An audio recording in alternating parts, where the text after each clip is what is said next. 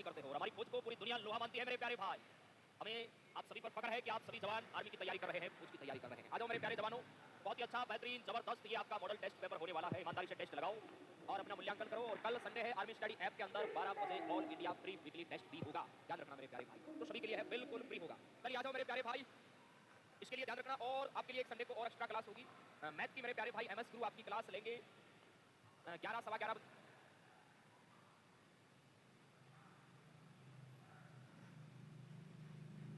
मेरे प्यारे भाई। आपको लिंक मिल जाएगा आर्मी स्टडी यूट्यूब चैनल पर। उन्होंने जो आपको ऐप के अंदर प्रतिशत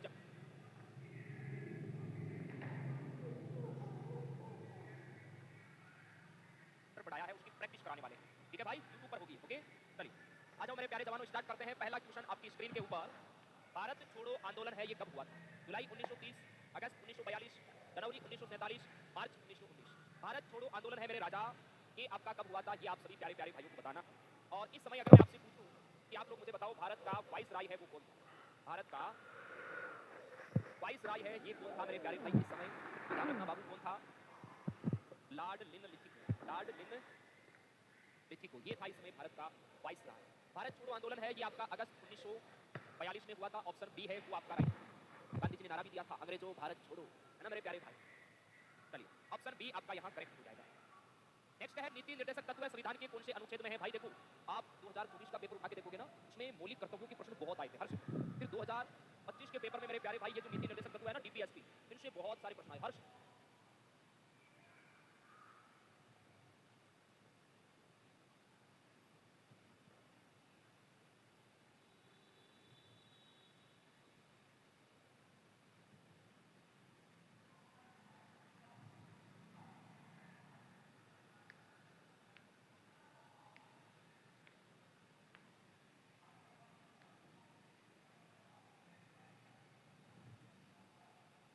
फिर 2025 के पेपर में मेरे प्यारे भाई ये जो नीति निर्देशक तत्व है ना, डीपीएसपी, इनसे बहुत सारे प्रश्न आए हर्ष।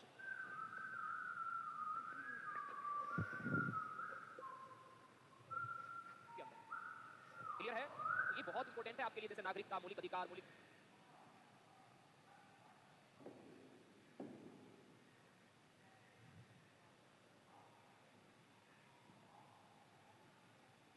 नीति निर्देशक तत्व है, ये बहुत इंपॉर्टेंट है, यहाँ से प्रश्न आता है करता हूँ।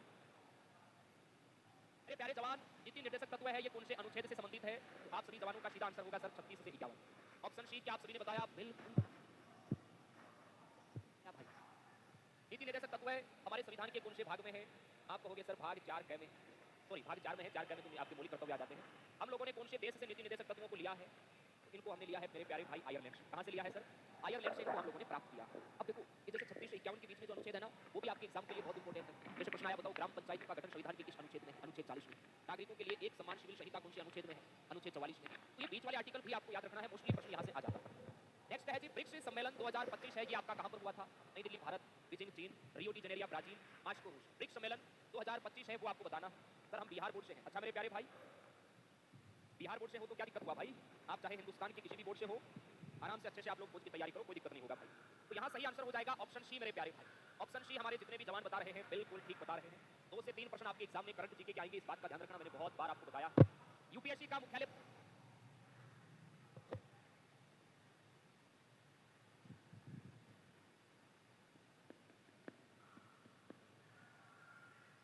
मेरे प्यारे भाई, भारतीय संघ लोक सेवा आयोग यूपीएससी।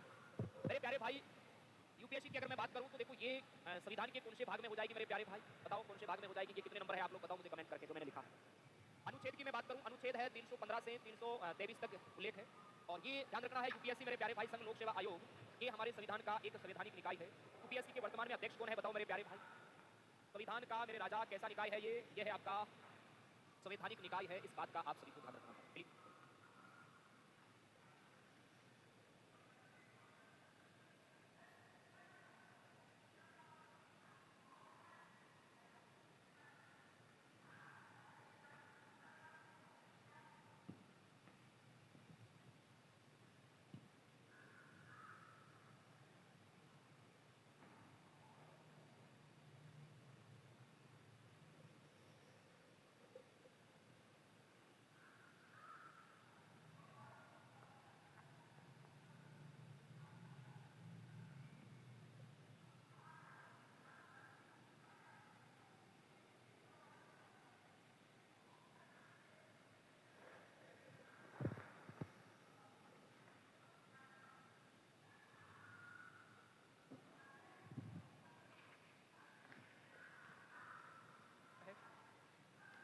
आपको कहूं भाई यूपीएससी के वर्तमान में अध्यक्ष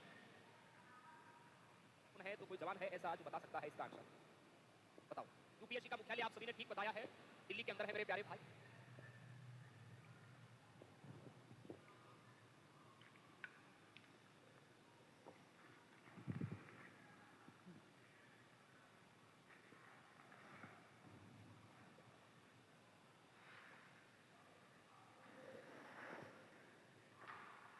दिल्ली में है, बहुत बढ़िया। और ये करंट जीके में आपको बढ़ा भी दिया है। डॉक्टर अजय कुमार जितने हमारे जवान बता रहे हैं बिल्कुल परफेक्ट बता रहे हैं। डॉक्टर अजय कुमार मेरे प्यारे भाई, शाबाश। ये करंट जीके में आपको हम लोगों ने बढ़ा भी दिया है। डॉक्टर अजय कुमार याद रखना, ठीक है। चलिए बहुत शानदार, आगे देखिए। सीबीआई की स्थापना बताओ भाई, सीबीआई की स्थापना सभी जवान बताएंगे। अच्छा प्रश्न है आपके एग्जाम के लिए।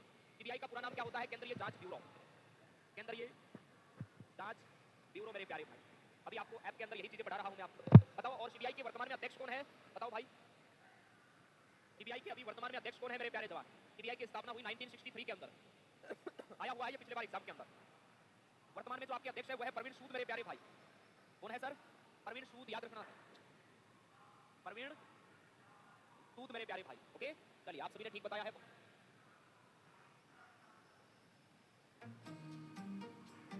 मेरे जैसी न्यू कार चाहिए तो मेरे जैसे सेल्स में करियर बनाइए। ओके, चलिए आप सभी ने ठीक बताया है, बहुत बढ़िया भाई। चलिए चलिए, गजब गजब गजब। नेक्स्ट है जी, मनु भाकर का संबंध है वो कौन से खेल से है? सिंपल सा प्रश्न है। मनु भाकर जिसका संबंध कौन से राज्य से है भाई? हरियाणा से है। पेरिस ओलंपिक 2024 में इन्होंने मेरे प्यारे भाई एक ही ओलंपिक में 2 मेडल है वो अपने नाम की, और ये स्वतंत्र भारत की पहली महिला निशानेबाज बन चुकी है जिसने निशानेबाजी में 2 मेडल प्राप्त किए। बहुत इंपॉर्टेंट है, मनु भाकर का निशाना कभी चूकता नहीं भाई। ऑप्शन बी आपका यहाँ राइट हो जाएगा। 2024 में तबला वादक जाकिर हुसैन को कौन सा अवार्ड है वो मिला?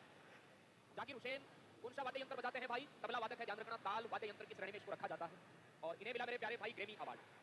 क्या मिला मेरे प्यारे भाई इनको? इनको ग्रैमी अवार्ड मिला। ग्रैमी अवार्ड जो आपका संगीत के क्षेत्र में दिया जाता है, संगीत के क्षेत्र में है वो मेरे प्यारे राजा दिया जाता है, संगीत के क्षेत्र में दिया जाता है, ये आपको ध्यान रखना है। ओके, चलिए नेक्स्ट है टी बाला सरस्वती का संबंध है वो किससे है? देखो, ये जो शास्त्रीय नृत्यों के प्रमुख कलाकार है ना, ये बड़े इंपॉर्टेंट है। टी बाला सरस्वती का जो संबंध है वो है भरतनाट्यम। भारत का राष्ट्रीय नृत्य है ये भरतनाट्यम मेरे प्यारे भाई, सबसे पुराना है ये। और ये है आपका तमिलनाडु का है मेरे प्यारे जवान। किस राज्य का है जी? तमिलनाडु का है, जिसका पुराना नाम सादिर या दासियाटम भी इसे कहा जाता है। कथक है ये उत्तर प्रदेश का है मेरे प्यारे भाई, यूपी का है, उत्तर भारत का शास्त्रीय नृत्य है। ओडिसी है ये आपका उड़ीसा का है मेरे प्यारे जवान।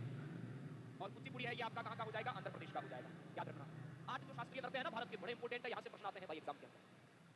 नेक्स्ट है, ग्रामीण व शहरी के बीच अंतर किस आधार पर किया जाता है?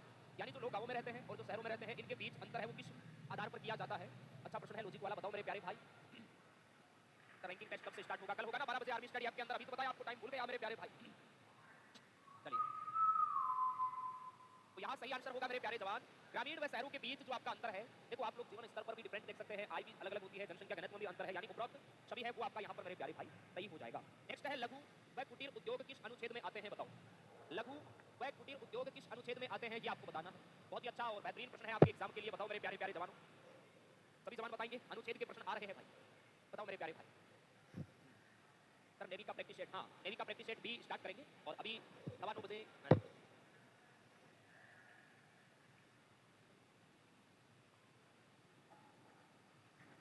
नेवी के लिए जो हम लोगों ने बैच स्टार्ट किया है उसका टाइम टेबल भी मैं आपको बताने वाला हूँ आर्मी स्टडी यूट्यूब चैनल पर। लघु व कुटीर उद्योग कौन से अनुच्छेद में? देखो 19 में तो वाक एवं अभिव्यक्ति की स्वतंत्रता है, बोलने की आजादी है मेरे प्यारे भाई। अनुच्छेद यहाँ 43 है वो आपका राइट हो जाएगा मेरे प्यारे भाई। 51 ए के अंदर आपके मौलिक कर्तव्य है। अनुच्छेद 32 में आपके संवैधानिक उपचारों का अधिकार है मेरे प्यारे भाई। तो यहाँ कौन सा सही होगा? ऑप्शन बी आपका करेक्ट जवाब होगा। 1910 में भारत का वाइसराय कौन था मेरे प्यारे भाई? बताओ। 1910 में भारत का वाइसराय बताना है तो 1906 से 1910 तक था, और 1910 के बाद में है वो दूसरा बन गया। बताओ, ये जबरदस्त क्वेश्चन है, बच्चे इसमें कंफ्यूज होते हैं। क्या होगा इसका राइट आंसर? बताओ भाई। सर मेरा सपना टूट गया भाई, कैसे टूट गया? हाँ, अपने टूटा नहीं करते मेरे प्यारे भाई, टूटती सिर्फ नींद है ना। चलिए, हाँ अमित पाल ने ठीक बताया है, बाकी और भी काफी बच्चे ठीक बता रहे हैं। लॉर्ड विंटो ड्यूटी, याद रखना, ये 1910 तक थे। 1910 के बाद में लॉर्ड हार्डिंग ड्यूटी आ गए थे मेरे प्यारे भाई, तो ऑप्शन बी आपका यहाँ करेक्ट हो जाएगा। ये जो लॉर्ड कर्जन है ये आपका बंगाल विभाजन के समय, लॉर्ड चैम्सफोर्ड ये असहयोग आंदोलन 1920 या रोलेट एक्ट उसके समय थे। नेक्स्ट है, 2011 की जनगणना के अनुसार भारत का जनसंख्या घनत्व है वो कितना है? जनसंख्या घनत्व कैसे निकालते हो? कुल जनसंख्या कितनी है? 121.08 करोड़। कुल जनसंख्या में कुल क्षेत्रफल का भाग, तो भारत का क्षेत्रफल है 32,87,263 वर्ग किलोमीटर। इसमें आप भाग दो, आपके सामने क्या निकल के आएगा भाई? भारत का कुल जनसंख्या घनत्व है जो कि कितना है लल्ला? 382 व्यक्ति प्रति वर्ग किलोमीटर। ओके, ऑप्शन डी है वो आपका राइट हो जाएगा। सबसे ज्यादा जनसंख्या घनत्व हमारे बिहार का है, सबसे कम है वो अरुणाचल प्रदेश का है, ध्यान रखना है। चलिए, सिंधु घाटी सभ्यता का मुख्य व्यवसाय है वो आपको बताना है। बताओ मेरे प्यारे भाई, मुख्य व्यवसाय। देखो ये बड़ा कंफ्यूज वाले ऑप्शन है। मुख्य व्यवसाय की हम बात करें और अगर इस प्रकार के ऑप्शन आए तो आपको कर्ची करके आना है। क्योंकि मुख्य इनका कृषि था, कृषि के बाद में इनका व्यापार भी था, व्यापार के अलावा इनका पशुपालन भी था, है ना। लेकिन मुख्य आपको पूछे तो कृषि आपको करके आना है, कृषि के बाद में इनका व्यापार मुख्य केंद्र था। चलिए नेक्स्ट है भारत रत्न देश का सर्वोच्च नागरिक सम्मान है। इसके बारे में आपको निष्कर्ष 1 और निष्कर्ष 2 दे रखे हैं, कौन सा सही है वो आपको बताना है। भारत रत्न देश का सर्वोच्च नागरिक सम्मान पुरस्कार है, 1954 से मेरे प्यारे भाई इसकी शुरुआत है वो हुई है, याद रखना है। हाँ सर, ये पेपर मेरी शिफ्ट में आया था। अच्छा मेरे प्यारे भाई, चलिए देखो, भारत रत्न केवल भारत के नागरिकों को ही दिया जाता है। यह सम्मान कला, साहित्य, विज्ञान और जनसेवा के क्षेत्र में दिया जा सकता है। कौन सा ठीक लग रहा है? कोई कह रहे दोनों सही है, मुझे तो यहाँ दोनों ठीक नहीं लग रहे बाबा। देखो इन्होंने क्या लिखा है कि भारत रत्न केवल भारत के ही नागरिकों को दिया जाता है, ये तो गलत बात है ना। आप लोग प्रश्न नहीं पढ़ते कि भारत रत्न पाने वाले पहले विदेशी नागरिक खान अब्दुल गफार खान, जिन्हें आप फ्रंटियर गांधी, बादशाह खान, बच्चा खान, सरहदी गांधी के नाम से जानते हैं। गांधी जी के पद चिन्हों पे चलने वाले थे भाई, देश की आजादी में उनका बड़ा योगदान है। अब तक मेरे प्यारे जवान 1954 से और 2026 तक 53 व्यक्तियों को भारत रत्न मिल चुका है। उसमें 51 भारतीय है, 2 गैर भारतीय है। एक आपके तो नहीं है, सॉरी, दूसरे देश के हैं, पाकिस्तान के हैं, खान अब्दुल गफार खान, और एक है आपके नेल्सन मंडेला मेरे प्यारे भाई। 2 गैर भारतीय है जिनको भारत रत्न मिला हुआ है। तो पहला पॉइंट तो यहाँ गलत हो रहा है, दूसरा ठीक हो रहा है, क्योंकि ये सम्मान कला, साहित्य, विज्ञान, जनसेवा इनके क्षेत्र में जिनका अच्छा योगदान होता है, खेल को भी आप ऐड कर सकते हैं। तो यहाँ आपका मेरे प्यारे भाई केवल निष्कर्ष 2 है वो सही है। ऑप्शन मेरे प्यारे जवान बी है वो आपका यहाँ राइट हो जाएगा। नेक्स्ट है भारतीय संविधान सभा में संविधान सभा के अध्यक्ष है वो आपको बताना। संविधान सभा के अध्यक्ष है वो कौन थे जो आगे चल के भारत के राष्ट्रपति बने थे? वो है हमारे डॉक्टर राजेंद्र प्रसाद। क्लियर है? और संविधान के अगर निर्माता आपको पूछे तो वो हमारे भीमराव अम्बेडकर जी है भाई। संविधान के निर्माता अगर आपको पूछे मेरे लल्ला, संविधान के निर्माता तो वो भीमराव अम्बेडकर जी है। संविधान सभा के ये तो स्थायी अध्यक्ष है डॉक्टर राजेंद्र प्रसाद। ओके, ये स्थायी है, ध्यान रखना। अस्थायी कौन थे मेरे प्यारे भाई? सच्चिदानंद सिन्हा थे। सच्चिदानंद सिन्हा वो अस्थायी अध्यक्ष थे, आप सभी जवानों को ध्यान रखना। चलिए अब आप सभी प्यारे प्यारे हमारे जवान है वो मुझे आंसर बताएंगे मेरे प्यारे भाई। कितना आप सभी का यहाँ 15 में से स्कोर है वो रहा है? सभी जवान है वो बताएंगे। बताओ मेरे प्यारे जवानों क्या स्कोर हुआ? और देखिए आप में से बहुत सारे जवान होंगे जो नेवी का भी पूरा अप्लाई करेंगे। अभी 9:15 पर इसी आर्मी स्टडी यूट्यूब चैनल पर जो समुद्र बैच हमने स्टार्ट किया है उसका टाइम टेबल आपको बताऊंगा, जिसकी क्लास मंडे से स्टार्ट होगी। ठीक है, तो जो आप में से इच्छुक है वो जवान जरूर करें। ओके, चलिए स्कोर बताओ मेरे प्यारे भाई। इसके अलावा कल आपकी देखिए मेरे प्यारे भाई जैसे सुबह 10 बजे टेक्निकल का पेपर होगा, 5 बजे इवनिंग में कलर का होगा, शाम को नर्सिंग का होगा, और रात्रि 9 बजे हम कल रात्रि ध्यान रखना 9 सवा 9 बजे जीके की स्पेशली स्ट्रेटजी पर हम डिस्कस करेंगे। और आपके लिए जो एक्स्ट्रा क्लास है वो कब से और क्या उसका टाइम रहेगा उस क्लास के बारे में हम संडे रात्रि 9:15 बजे डिस्कस करेंगे। कल संडे है,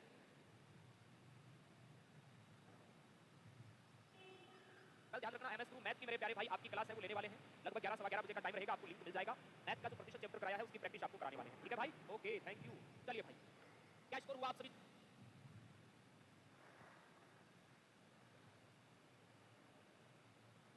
का स्कोर आपका गजब का हो रहा है, बहुत बढ़िया भाई, और इसे गजब का हम लोग बना देंगे। बस आप सभी हमारे साथ बने रहो। और जितने भी नए जवान हैं जो स्पेशली आर्मी की प्रिपरेशन कर रहे हैं, जिन्होंने हमारा सिलेक्शन बैच ज्वाइन नहीं किया है तो वो जल्दी कीजिए। कल वैसे संडे है तो जो क्लासें हो चुकी है वो संडे के दिन हमारी क्लास नहीं होती, तो अच्छे से रिकॉर्डेड फॉर्मेट में देखो, अपना रिवीजन करो, अच्छे से प्रैक्टिस करो। ओके चलिए बहुत बहुत धन्यवाद, थैंक यू भाई। आइए डियर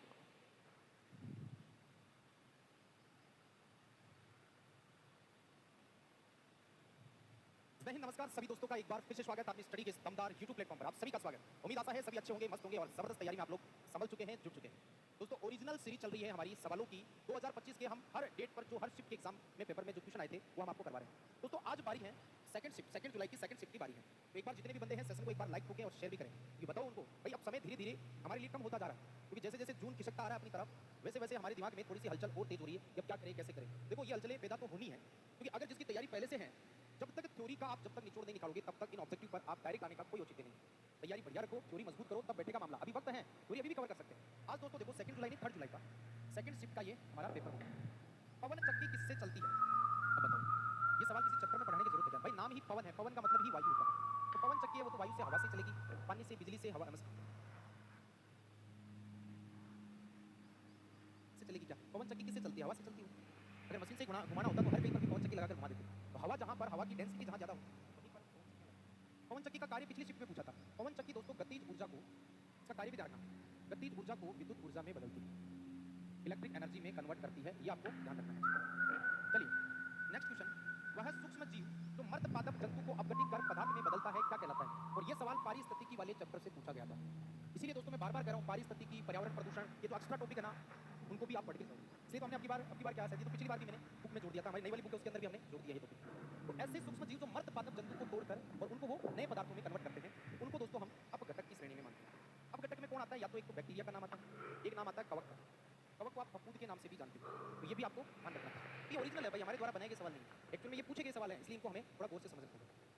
किस तत्व की कमी से गले या गले के अंदर गलगंड घेंगा में सूजन, मतलब गले में सूजन आ जाती है या गलगंड घेंगा हो जाता है, गला सूज जाता है? तो लोहे की कमी से आयोडीन, कैल्शियम, सोडियम। अब बताओ हमारा बंदा जो बिल्कुल थ्योरी पढ़कर एकदम इस मंच पर तैयार खड़ा है, क्या इस सवाल को गलत करेगा? कदापि नहीं करेगा। गलगंड जो रोग होता है ये आप कई बार पढ़ चुके हैं, आयोडीन की कमी से होता है। अगर आयरन की कमी हो जाए तो आपको ये भी पता रहना चाहिए एनीमिया हो जाता है, क्योंकि अब की बार मैं फिक्स कह रहा हूँ 100% 2026 में छपेगा, लोहे की कमी से एनीमिया होता है। कैल्शियम की अगर कमी हो जाए तब दोस्तों ध्यान रखना है हड्डियाँ कमजोर हो जाती हैं। हड्डियाँ क्या पड़ जाती है? कमजोर पड़ जाती है। अगर सोडियम कम हो जाए, सोडियम की कमी आ जाए तो दोस्तों आपको पता होना चाहिए एडिशन रोग होता है। कौन सा रोग होता है? एडिशन। भाई सोडियम ही तो है जो हमारी बॉडी में जल को बैलेंस करके रखता है। चलिए, पादप के किस भाग में परागकण पाए जाते हैं? ये बोटनी का सवाल है। परागकण क्या है? अब जो बिल्कुल बोटनी को टच नहीं करके जाते उनको तो यही नहीं पता रहता परागकण क्या है। दोस्तों परागकण होता है पुष्प में, पुष्प के नर युग्मक है। जैसे मानव में शुक्राणु होता है ना, मानव में शुक्राणु, वैसे ही पुष्प के अंदर परागकण होते हैं नर युग्मक। तो परागकण कहाँ पाए जाते हैं? जैसे शुक्राणु वृषण में होते हैं, वृषण से बनते हैं, वैसे ही पुष्प में नर युग्मक ये पराग कोश के अंदर पाए जाते हैं। वर्तिकाग्र, वर्तिकाग्र ध्यान रखना, ये मादा पुष्प का वो स्थान है, एक मंच है जो परागकण को एक मंच प्रोवाइड करता है कि आओ यहाँ पर, फिर वहां से अंडाशय में जाएगा, अंडाशय में बीजांड तैयार है, बीजांड के साथ मिलकर युग्मनज बना लेता है। चलिए आगे बढ़ते हैं। रक्त में शर्करा मतलब ग्लूकोज का सही संतुलन बनाए रखने के लिए कौन सी ग्रंथि हार्मोन स्रावित करती है? अब ये सवाल भी थोड़ा सा देखो, भले इसने लैंग्वेज स्टडी की है लेकिन थ्योरी पढ़ा हुआ बंदा नहीं अटकेगा, वो खुद अपने अपनी लैंग्वेज में सवाल को तैयार कर लेगा। कैसे कि रक्त में शर्करा मतलब ग्लूकोज का बैलेंस, भाई शर्करा को नियंत्रण कौन सा हार्मोन करता है? शर्करा को नियंत्रण करता है इंसुलिन हार्मोन। कौन सा हार्मोन? Insulin hormone. क्योंकि अगर इंसुलिन की कमी हो गई तो फिर शुगर होता है ना, शर्करा हो जाती, बढ़ जाती है। तो ये इंसुलिन अब कहाँ से निकलेगा? ये इंसुलिन निकलेगा दोस्तों पिट्यूटरी, थायराइड, अधिग्रहणी, अधिवृक्क। अब ये समस्या होगी सर, देखो इंसुलिन तो कहाँ से निकलता है? इंसुलिन तो ध्यान रखना अग्नाशय से निकलता है, लेकिन अग्नाशय तो ऑप्शन में नहीं है। तो यहाँ थोड़ा सा आप शब्द पे जाओ, अधिग्रहणी ग्रंथि। देखो आपको देखो, ग्रहणी भाग किसका होता है? छोटी आंत का भाग। तो छोटी आंत के अधि का मतलब होता है ऊपर, ऊपर कौन सी ग्रंथि? ऊपर अग्नाशय ग्रंथि। अग्नाशय ग्रंथि इसका सही जवाब होता है। तो अधिग्रहणी को हम अग्नाशय बोलते हैं। जैसे अधिवृक्क को हम एड्रिनल नहीं कहते क्या? भाई हमारी किडनी के ऊपर पाई जाती है तो उसको एड्रिनल। और अधिग्रहणी, ग्रहणी किसका भाग है? छोटी आंत का भाग है, उसके जस्ट ऊपर कौन सी है? पत्ती के समान आकार की ग्रंथि, अग्नाशय, अग्नाशय ग्रंथि होगा। नेक्स्ट, सूक्ष्म जीवों को मारने और खाद्य पदार्थों को सुरक्षित रखने के लिए किसका उपयोग करते हैं? चीनी, नमक, घी या पानी? बताओ देखिए, इसका जवाब कौन देगा? ये तो नॉर्मल चीज है, बताइए फटाफट क्या होगा इसका सही जवाब?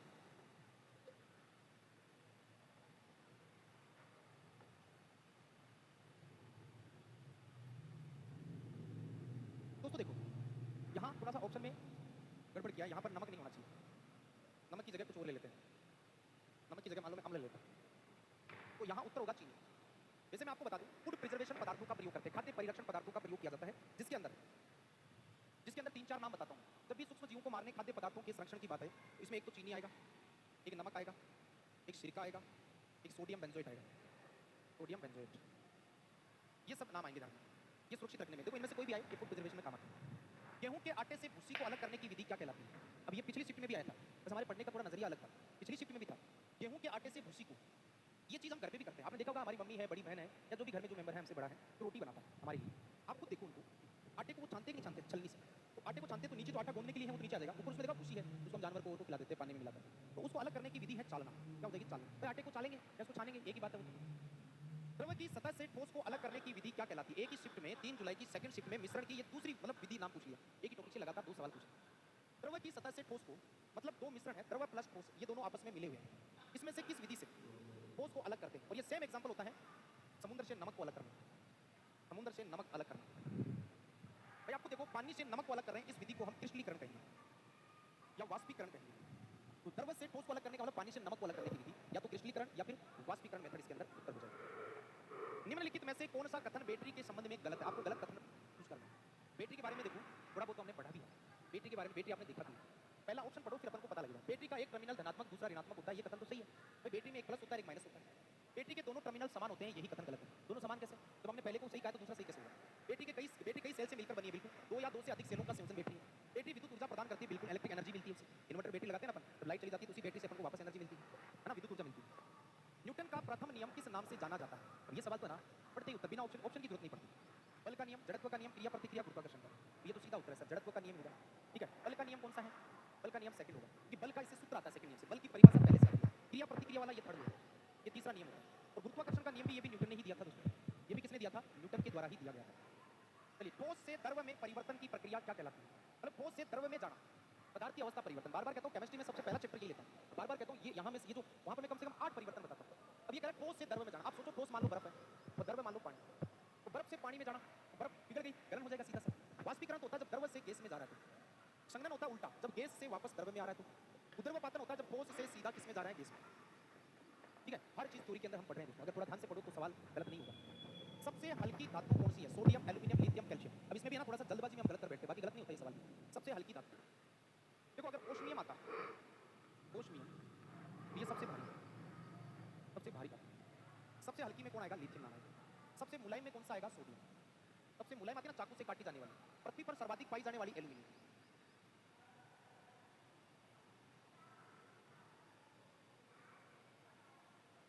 पृथ्वी पर सर्वाधिक मात्रा में कौन सी पाई जाती है? तो फिर अपना उत्तर एल्यूमिनियम एकदम सही हो जाता है।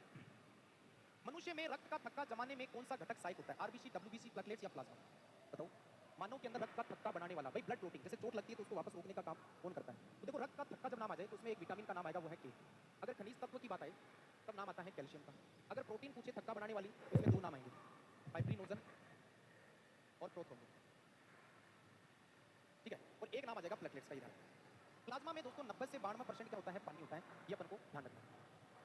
खाद्य श्रृंखला कहाँ से प्रारंभ होती है? ये भी इकोलॉजी पारिस्थितिकी का चैप्टर है। खाद्य श्रृंखला बोले तो फूड चेन। भाई फूड चेन कहाँ से स्टार्ट होती है? उत्पादक, प्राथमिक, उपभोक्ता, द्वितीयक या अब तक तो देखो खाद्य श्रृंखला में जगह भी नहीं देते, तो यहाँ से तो स्टार्ट होने का सपना ही नहीं है। तो बताओ, देखिए खाद्य श्रृंखला कहाँ से प्रारंभ होती है, स्टार्ट होती है? तो खाद्य श्रृंखला स्टार्ट होती है दोस्तों उत्पादक से। फर्स्ट ऑप्शन इसका एकदम राइट माना जाएगा। पहले ऑप्शन पर जिसने टिक किया, एक बार सेशन को लाइक ठोको यार जवानों, लाइक ठोको एक बार। कहते हैं ना, मंजिल उन्हीं को मिलती है जिनके सपनों में जान होती है। मंजिल उन्हीं को मिलती है जिनके सपनों में जान होती है। अरे पंखों से कुछ नहीं होता, हौसलों से उड़ान होती है। तो हौसला तो आपका चरम सीमा पर है, ऐसे नहीं मिलेगी सफलता। एक बार सेशन को लाइक ठोको, देखें। अंतिम सवाल, लोहा, निकल और क्रोमियम का मिश्रण क्या कहलाता है? Iron plus nickel plus chromium से मिलकर क्या बनेगा? तो आप सब बना के देख लो। कांसा, काटी, कॉपर प्लस टिन से बनेगा। Netaji, Netaji. Duralumin, copper plus magnesium plus aluminium plus manganese. Stainless steel, colony, colony. ये देखो, ये ऑप्शन बैठा है स्टेनलेस स्टील, जंग रोधी स्टील, कोलोनी। इसकी ट्रिक पढ़ते हैं ना अपन।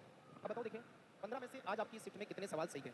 दोस्तों ऐसे ही मैं आपको इस टाइम हर जो जितनी शिफ्ट में सारी आपको क्वेश्चन मिलेंगे। देखेंगे, लगाओ टेस्ट दमदार तरीके से, क्योंकि जिंदगी खेलती भी उसी के साथ है जो खिलाड़ी बेहतरीन होता है। लगे रहो, ओरिजिनल सवाल आपको डेली लगाने हैं। ये फिर शुरू होंगे, ये जब कंप्लीट हो जाएगा 24 वाले और करा देंगे। कंप्लीट होने के बाद फिर आर्मी स्टडी की कैप्सूल लेंगे। जय हिंद, जय भारत। जय हिंद, वंदे मातरम। दोस्तों कैसे हो? सुरक्षा है, जिज्ञान से मेहनत कर, और अब की बार हमें वर्दी ले। कैसे हो मेरे शेर और सेनियों? सुरक्षा है, तूफानी अंदाज में है, और अब की बार हमें वर्दी लेनी है और दमखम दिखाना और इतिहास को बदल देना। यही तो हमारा इतिहास है लला, जिसे हम बदल कर मानेंगे, और अब की बार हम वर्दी को छीन के मानेंगे। ए वर्दी रूटी रूटी सी लगती हो, तरकीब तो बता बनाने की, लाहौर तेरे कदमों में रख दूं कीमत बता मुस्कुराने की, कीमत बता मुस्कुराने की। तो चलो इसी के हम शुरुआत कर देते हैं। बिल्कुल सरा दीजिए। 11 को 100 से भाग देना है। 11 में किसका भाग देना है प्यारे? 11 में है ना 100 का भाग देना। कितना आएगा ये बताओ? 11 में किसका भाग देना? 100 का। 11 में आप जैसे 100 का भाग दोगे ना, 11 में जैसे ही आप 100 का भाग दोगे तो कितना आएगा प्यारे? ये हमारा आ जाएगा 0.1 बना जाएगा। मतलब नीचे 2 जीरो हैं, 2 अंक छोड़ के पॉइंट लगा दो, बस यही हमारा आंसर सही है। कौन सा? फर्स्ट ऑप्शन है ना, वो हमारा एकदम परफेक्टली आंसर सही है। कोई तकलीफ इसमें नहीं। क्लियर है? बोलोगे कि सर एकदम परफेक्ट आ गया। उस लड़की के अंक क्या होंगे जो 400 में से 70% प्राप्त करती है? मतलब एक लड़की है, उसके नंबर 400 में से कितने आते हैं भाई? एक लड़की है, उसके 400 में से कितने नंबर आते हैं? एक लड़की है, उसके 400 में से कितने नंबर आते हैं? 70% आते हैं। तो हम लिख देंगे इस लड़की के 400 में से 70% आते हैं। तो लिख दो 400 का 70%, कितना आ जाएगा? 2 जीरो से 2 जीरो तो 280 आ जाएगा। 280, बस यही तो प्यारे हमारा आंसर सही है। कौन सा? डी। डी ऑप्शन है ना, वो हमारा एकदम परफेक्टली आंसर है। सही है, इसमें कोई तकलीफ नहीं होना चाहिए। आगे बढ़ जाते देखिए। 24 भाग 3 इंटू 6, 2 को सोल्व करना है। ये कह रहा है 24 भाग है, या जाएगा 24 भाग है, या जाएगा 3 इंटू 2। इसको हमें क्या करना है? इसको हमें सरल करना है। 24 भाग 3 इंटू 2, 24 भाग 3 इंटू 2, इसको हमें सरल करना है। अब यहाँ से अपन देखेंगे तो सर इसको मल्टीप्लाई करेंगे तो ये 6 आ जाएगा। ये मल्टीप्लाई करेंगे ना, ये कितना आ जाएगा? 6 आ जाएगा। 6 तो 6 का भाग दोगे ना मेरे भाई, ये कितना आ जाएगा? 4 आ जाएगा। 4, बस यही हमारा आंसर सही है। कौन सा? बी ऑप्शन है ना, वो हमारा एकदम परफेक्टली आंसर है। सही है, कोई दिक्कत इसमें नहीं होनी चाहिए। 0.64 को भिन्न में बदलना है। तो सर इसका पॉइंट हटाना, तो पॉइंट कैसे हटाएंगे? ध्यान से सुनिए। जितने पॉइंट के बाद में अंक है उतने जीरो लगा दो। पॉइंट के बाद में जितने अंक है ना, पॉइंट के बाद में जितने अंक है ना उतने जीरो लगा दो। पॉइंट के बाद में जितने अंक उतने जीरो लगा दो। 4 से काट दो 16, 4 से काट दो 25 आ जाएगा। आंसर कितना आ जाएगा? 16/25 आ जाएगा। बस यही तो हमारा आंसर सही है। कौन सा? बी। बी ऑप्शन है ना, वो हमारा एकदम परफेक्टली आंसर सही है। कोई तकलीफ इसमें नहीं। 2 और 3 का एचसीएफ बताना है। 2 और 3 का क्या बताना है? 2 और 3 का एचसीएफ बताना है। देखो जीरो तो होता नहीं है, जीरो तो कभी होता नहीं है। एचसीएफ कभी भी जीरो नहीं होता है, ये विशेष का ध्यान रखिएगा। तो 2 और 3 का बताना। देखो 5 का भाग जाता है, नहीं जाता। सर 2 का जाता है, नहीं जाता। देखो 1 का भाग है ना, दोनों में जाता है। 1 का भाग क्या होता है मेरे भाई? 1 का भाग दोनों में जाता है। ऑप्शन कौन सा सही है? डी ऑप्शन है ना, वो हमारा एकदम परफेक्टली आंसर सही है। कोई दिक्कत वाली इसमें बातें नहीं है। क्लियर है? 100 और 2 का औसत क्या है? 100 और 200 का औसत क्या है? मेरे भाई 100 और है 200 का औसत बताना है। जो औसत का फॉर्मूला होता है योग बड़ा संख्या। औसत का फॉर्मूला होता है ना, होता है योग बड़ी संख्या। तो दोनों को जोड़ लो, दोनों को आप जोड़ोगे ना तो कितना हो गया? सही 300 हो गया। अब संख्या कितनी है? 2 है, तो 2 का भाग कर दो। ये हमारा आंसर कितना आ जाएगा? ये हमारा आंसर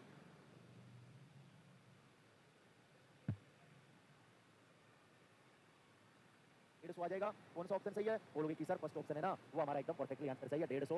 बोलो, कोई दिक्कत इसमें नहीं। प्रथम 4 समप्राकृत संख्याओं का औसत बताना।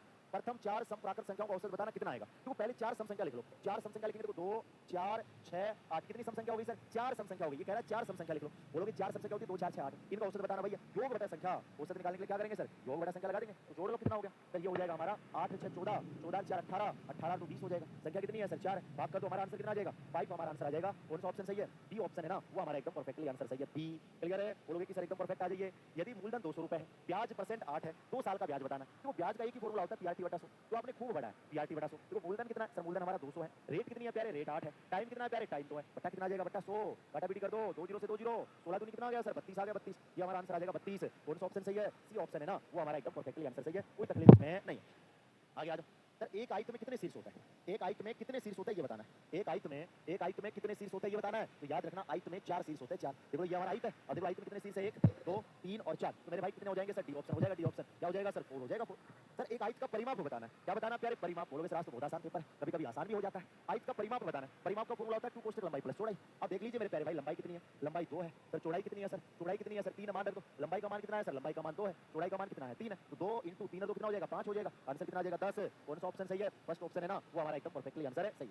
निम्नलिखित अनुपातों में से सरल करना है, मतलब इस अनुपात को सरल करके बताना है। तो देखो 30:70 है, तो इसको सरल करके बता देंगे। देखो 0 से 0 कट जाएगा ना, कितना बचेगा? 3:7 आ जाएगा प्यारे। कितना आ जाएगा? 3:7। कौन सा सही है? फर्स्ट ऑप्शन है ना, वो हमारा एकदम परफेक्टली आंसर है, सही है, कोई दिक्कत नहीं है। यदि व्यक्ति किसी कार्य को 15 दिन में करता है, यदि वह 6 दिन में कार्य करे तो कितना प्रतिशत काम हो जाएगा ये बताना है। मतलब 15 दिन में करता है तो 6 दिन में कितना कार्य होगा। तो ये मैंने आपको बताया था, जो पूछा है ऊपर लिख दो। समय काम का पहली स्टेप का प्रश्न है, समय काम का पहली स्टेप का जो पूछा है ऊपर लिख दो। कुल का लिखेंगे सर, नीचे लिख देंगे, और परसेंटेज निकालने के लिए 100 से गुणा करवा दो। सर जो पूछा है, बोलोगे सर कितने दिन का पूछा है? 6 दिन का पूछा है। कुल कितना है सर? 15 है। परसेंटेज निकालने के लिए 100 से गुणा करवा दो। अब यहाँ से सोल्व करेंगे ना, तो आ जाएगा 3 2 6, 3 5 15 आ जाएगा। 5 दूनी कितना हो जाएगा? 10 हो जाएगा। आंसर कितना आ जाएगा? 40 आ जाएगा। 40 कौन सा ऑप्शन सही है? बी ऑप्शन है ना, वो हमारा एकदम परफेक्टली आंसर हो जाएगा, कोई दिक्कत इसमें नहीं। क्लियर है? बोलोगे कि सर एकदम परफेक्ट है, एकदम बताओ है मेरे भाई। क्लियर है? मस्त है। 100 के वर्ग में कितने शून्य होता है? 100 के वर्ग में कितने शून्य होता है ये बताना। 100 के वर्ग में कितने शून्य होता है? पहले 100 का स्क्वायर करो। 100 का स्क्वायर होता है ना मेरे भाई, वो 10,000 होता है। 100 का स्क्वायर कितना होता है? 100 का स्क्वायर 10,000 होता है। 10,000 100 का स्क्वायर कितना होता है प्यारे? 100 का स्क्वायर है ना, वो 10,000 होता है। 10,000 तो मेरे भाई कितनी जीरो आ जाएंगी? तो बोलोगे कि सर 4 जीरो आ जाएंगे। 4 जीरो तो हम बोलेंगे कितना आंसर हो जाएगा? सी ऑप्शन है ना, वो आपका एकदम परफेक्टली आंसर हो जाएगा, कोई दिक्कत वाली इसमें बात नहीं है। क्लियर है? परफेक्ट है, मस्त है, एकदम आ गया। सर एक वस्तु के अंकित मूल्य और विक्रय मूल्य का अनुपात है 3:2। मतलब अंकित मूल्य है, एक तो हमारा अंकित है प्यारे, एक हमारा विक्रय है, इसका अनुपात है 3:2। इसका अनुपात कितना है प्यारे? 3:2 है। इसका अनुपात कितना है? 3:2। छूट बतानी है। देखो 3 बताया, 2 में बेच रहा है, कितने की छूट होगी? सर 1 की छूट है। छूट किस पे निकाली जाती है? अंकित मूल्य पर परसेंटेज निकालने के लिए 100 से गुणा करवा दो। कितना आंसर आ जाएगा? 33.33% है ना, यही हमारा आंसर हो जाएगा। कौन सा? फर्स्ट ऑप्शन है ना, यही हमारा आंसर हो जाएगा प्यारे, धमाकेदार एंट्री के साथ। क्लियर है? बोलोगे कि सर एकदम परफेक्ट है, आगे चलिए। सर अगला प्रश्न है हमारा, यदि 10 व्यक्ति किसी कार्य को 20 दिन में कर सकते हैं, 5 व्यक्ति इसे कितने दिन में पूरा करेंगे? बड़ा गजब है मेरे भाई, बड़ा गजब। आज तो एकदम नॉर्मल 20 में 20 आने चाहिए आज। 10 व्यक्ति किसी कार्य को 20 दिन में कर सकते हैं। 10 व्यक्ति है ना, किसी कार्य को 20 दिन में कर सकते हैं। किसी कार्य मतलब एक कार्य। ये किसका प्रश्न है? एमडीएसडब्ल्यू, जो यूट्यूब पर भी करवाया है एमडीएसडब्ल्यू को, ठीक है सर।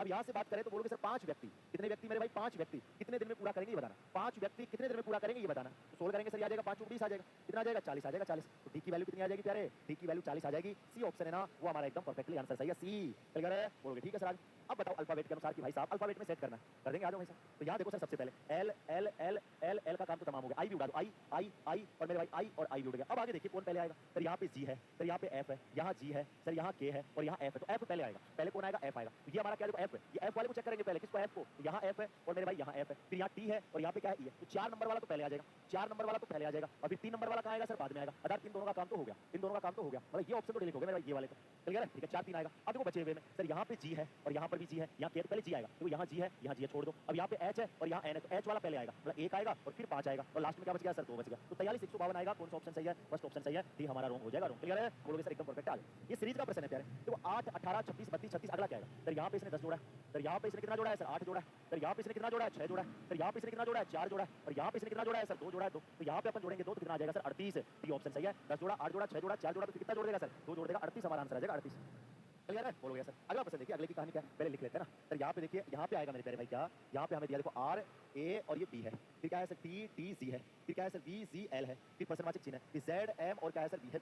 अब यहाँ से अपन देखेंगे ना, तो सर देखो ये 18 है, सर ये 20 है, और ये 22 है। देखो 18 20 22, यहाँ पे क्या आ जाएगा? 24 आ जाएगा। 24 यहाँ पे कौन आएगा मेरे भाई? 24 24 पे एक्स होता है, फिर 26 आ गया, कोई दिक्कत नहीं, एक्स आएगा। तो ये वाले 2 ऑप्शन तो आपके डिलीट हो गए, ठीक है सर। अब देखो सर ये 1 है, सर ये कितना है सर? 3 है, और ये 7 है। देखो यहाँ 1 3 और यहाँ पे कितना है सर? ये 7 है। 7 तो यहाँ पे ये कितना है सर? 13 है। यहाँ पे कितना जोड़ रहा है? देखो सर यहाँ पे इसने 2 जोड़ा, सर यहाँ पे इसने कितना जोड़ा है? 4 जोड़ा। यहाँ पे यहाँ कितना 1 है, और यहाँ पे कितने? सॉरी 4 है। 4 ये वाला मेरे प्यारे भाई 4 है, ये नंबर गलत लगा दी, ये 4 है। तो सर यहाँ पे ये 4 है, ये 7 है, वो 13 है। तो यहाँ पे कितना जोड़ा सर? इसने 3 जोड़ दिया, 3। सर यहाँ पर भी इसने कितना जोड़ दिया सर? 3 जोड़ दिया। तो यहाँ पर अपन 3 जोड़ेंगे ना, तो ये 10 आ जाएगा, और 10 नंबर पे जे आएगा, मतलब एक्स जे आएगा। एक्स जे आएगा ना, तो ये वाला रॉन्ग हो जाएगा। कौन सा ऑप्शन सही है? सी ऑप्शन है ना, वो हमारा आंसर सही है, कोई दिक्कत नहीं। देखो भारत का भाग है, तो नेपाल का क्या होगा मेरे भाई? भारत का क्या है सर? भारत का संबंध किससे है सर? भाग से है, भाग से। तो बताओ नेपाल का संबंध किससे होगा मेरे भाई? नेपाल का संबंध किससे हो जाएगा? गाय से। अरे पता है ना लला क्या कि सर है बाघ क्या है? भारत का राष्ट्रीय पशु है। बाघ क्या है? भारत का राष्ट्रीय पशु है। इसी प्रकार नेपाल का क्या है? गाय है, गाय गाय माता। सर ये आपका एच डब्ल्यू है, ये आपका क्या है मेरे भाई? एच डब्ल्यू है, एच डब्ल्यू। क्लियर है? ये आपको कमेंट में करके बताना, ये